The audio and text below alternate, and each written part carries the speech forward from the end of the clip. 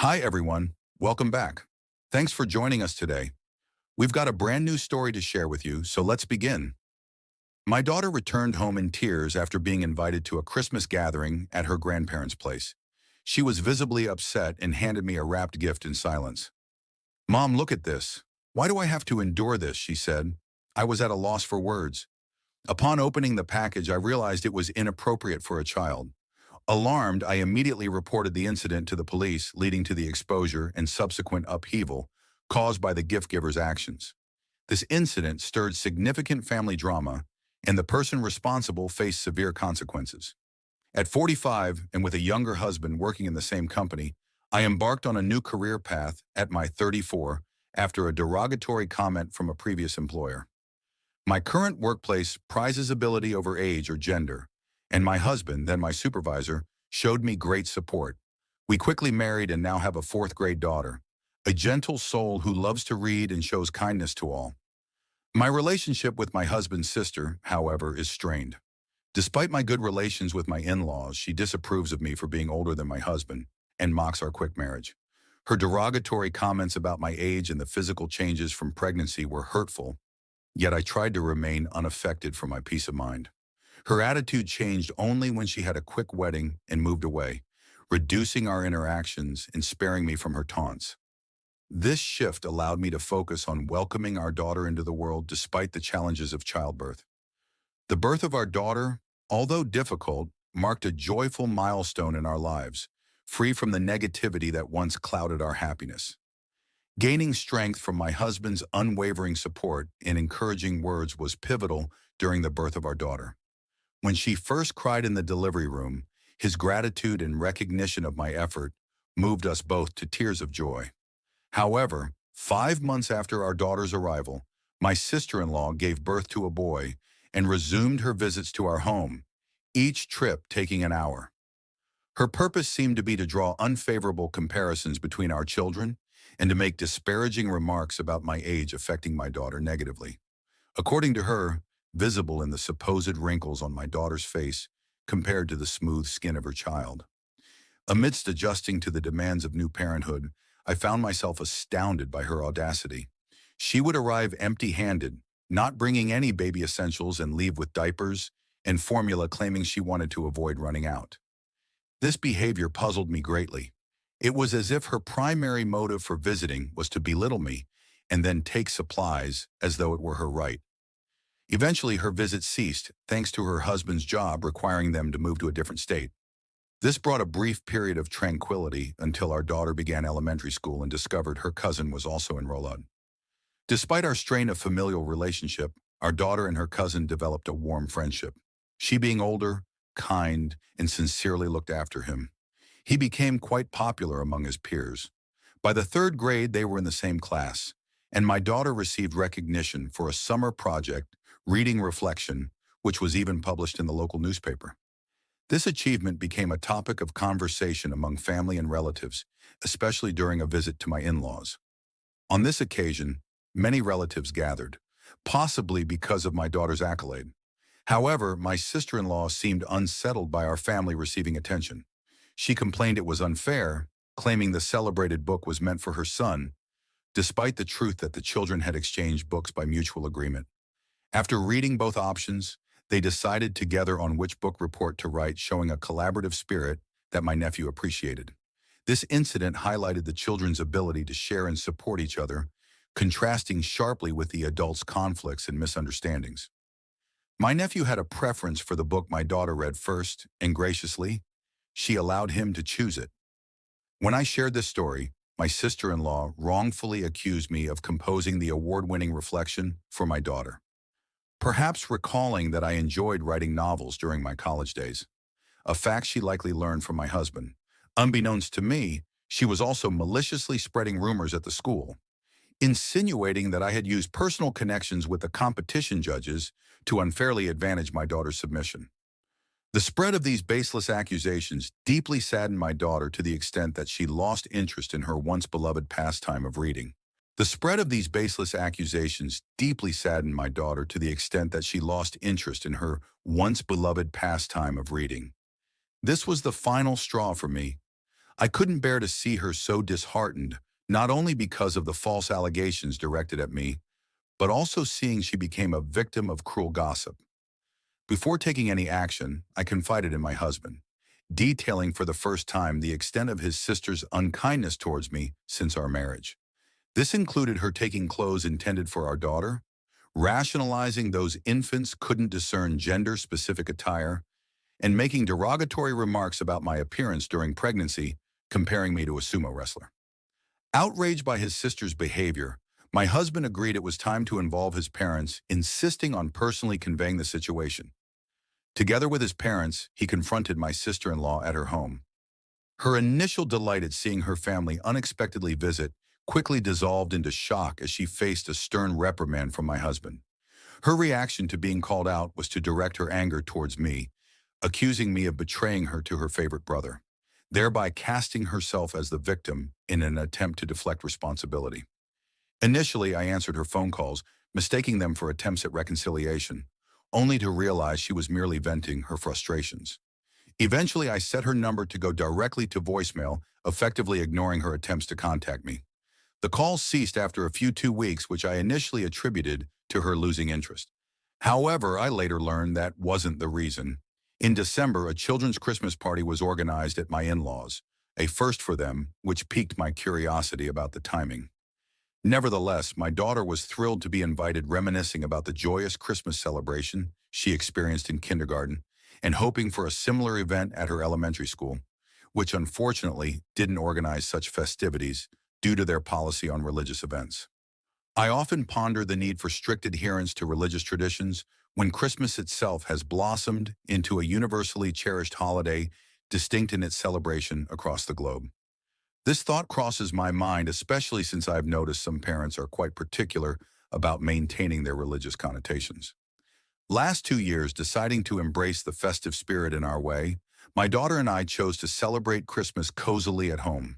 She particularly enjoyed the gift exchange, a highlight of our celebration. This year, an invitation from my in-laws suggested a modest budget of $11 for a gift exchange at their Christmas party. My daughter and I embarked on a little adventure to a vast shopping mall nearby, searching for the perfect present. She eventually settled on one of her cherished picture books, eager to share its story and the joy it brought her with someone else during the party. On the day of the event, with the present in hand, she set off to my in-laws' place, which was just a short bus ride away from our home. After letting my mother-in-law know of her impending arrival, she kindly offered to pick her up from the bus stop. A call from her later assured me of my daughter's safe arrival, allowing me to momentarily put my worries to rest. However, peace was short-lived. Merely 50 minutes later, the unexpected sound of the front door opening on a weekday caught me off guard. My husband was at work and I was home, working remotely during my daughter's winter break. The sight that greeted me was heart-wrenching. My daughter sitting by the entrance, in tears. She handed me a gift-wrapped bag, her expression suggesting that the contents would explain everything.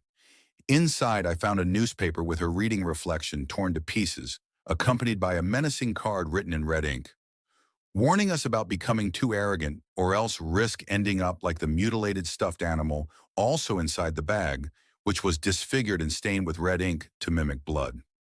This disturbing display was far from a harmless prank. My daughter revealed that this unsettling gift was the work of my sister-in-law, a revelation that stunned me. The party was intended to be a joyous, child-centric event, with an agreement among the adults to abstain from preparing gifts personally.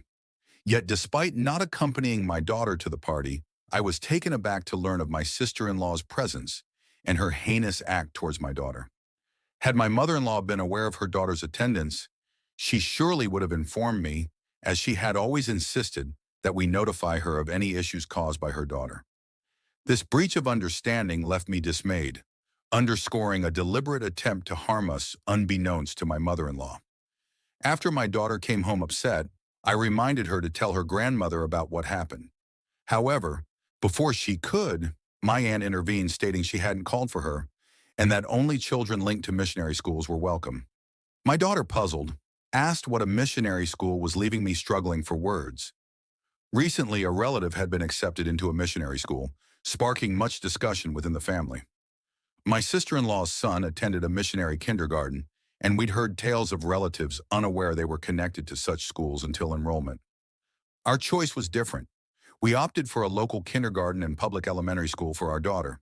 It seemed my sister-in-law used this as another opportunity to belittle my daughter. Distressed by the threatening gift my daughter received, I rushed to the police station insisting on the seriousness of the threat, despite initial reluctance from the police to intervene, suggesting it be resolved as a family matter. Thankfully, a female officer recognized the gravity of the situation, acknowledging that threats and violence within families are indeed reportable offenses.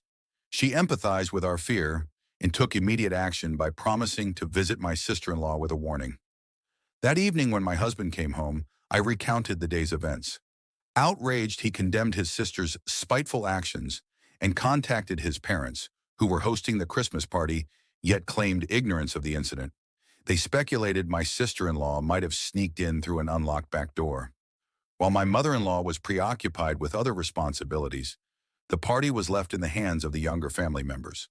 Following the police officer's stern warning to my sister-in-law about the consequences of her actions, my in-laws, disturbed by the possibility of criminal behavior, arranged a family meeting to discuss the matter.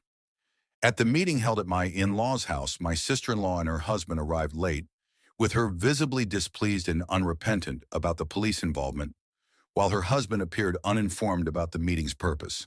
This situation underscored the seriousness of the issue, prompting a collective family discussion on how to move forward and address the underlying tensions. When my sister-in-law's husband was finally made aware of his wife's actions towards our family, his shock was palpable. He had been completely oblivious to the extent of the situation until then. Offering his apologies to us, he seemed genuinely remorseful, a stark contrast to my sister-in-law who remained defiant and unapologetic. Her rationale that the lack of arrest by the police equated to innocence left everyone speechless, showcasing a level of denial that was hard for us to comprehend. In a surprising turn of events, he announced his decision to divorce her. This revelation stunned us all as there were no outward signs of trouble in their marriage. Explaining his decision, he shared a history of enduring her behavior, which had escalated from neglecting household duties and childcare to causing a fear due to carelessness. Her obsession with appearances led to multiple unnecessary moves, each driven by her vanity and the desire to maintain a certain social status rather than actual job requirements. Their moves were often justified by her ambitions for their son, like attempting to enroll him in prestigious kindergartens, which only ended in disappointment and further embarrassment. Eventually, they settled for a public elementary school, a choice driven by their son's preference, supported by his father against his wife's initial reluctance. The husband's decision to divorce was not sudden, but a culmination of years of frustration now expedited by her recent harassment. Caught off guard by the divorce announcement, my sister-in-law attempted a feeble apology, seemingly in a last-ditch effort to reverse the situation, claiming her actions were merely jokes or pranks. However, the seriousness of her actions, especially the hostile message intended for a child, went far beyond what could be dismissed as a joke. Such behavior, which could instill fear even in adults, was indefensible and highlighted the irreparable breach of trust within the family. I confronted her, highlighting the gap between her actions and the instincts of a nurturing parent. Just because you're a parent doesn't automatically instill you with parental instincts, I pointed out, suggesting that her behavior was far from what one would expect from someone in that role. My husband, witnessing her tears, firmly told her that crying was not a solution to the problem, especially at her age. She should not expect sympathy to absolve her of her actions. Yet she continued to cry, denying any wrongdoing and questioning why she was being singled out for blame. She even suggested that the family's disapproval stemmed from my marriage to her brother, implying that the issue was with me being older rather than her actions. Her lack of insight into the gravity of her behavior left us all speechless, and my husband was particularly taken aback by her inability to grasp the situation. With the atmosphere heavy with unresolved tension, the discussion came to an abrupt halt, and her husband had no choice but to escort her home. Their divorce proceedings later unfolded, marred by her resistance to acknowledging her faults. It was only her son's innocent revelation about the Christmas party that tipped the scales, leading to her reluctant agreement to the divorce. Her son, without any ill intent, recounted to his classmates the unsettling gift exchange he witnessed, specifically the disturbing image of a stuffed animal, mangled and stained with red, resembling blood. This confession quickly spread among the school community, stirring concern among teachers and parents alike. Following this revelation, my daughter found it difficult to return to school, her spirit dampened by the incident and the ensuing gossip linking her to her cousin's story. The connection between her absence and the events of the Christmas party became a topic of speculation, underscoring the impact of one thoughtless act on the lives of those involved. I had hoped the whole ordeal could have been quietly resolved, allowing my daughter to return to school when she felt ready. Her cousin's intention in sharing the distressing experience was not for amusement, but as a desperate plea to halt his mother's harmful actions. Witnessing the impact of these revelations, her husband was compelled to expedite the divorce proceedings, accepting her terms just to finalize their separation. By then, she had become widely known in the community for her menacing behavior towards children, leading to her being ostracized and even faced with hostility from neighbors. Feeling trapped and vilified, she saw the divorce as an escape, imagining a return to her parental home would provide solace. However, her estranged husband remained firm on retaining custody of their son, a decision she accepted without much fight, coldly declaring her indifference towards her son as she planned to remarry. Stating children were an inconvenience to her plans, her cruel words were met with her son's brave rejection. He expressed no need for her in his life, finding solace in his father's care and warning her against approaching his cousin.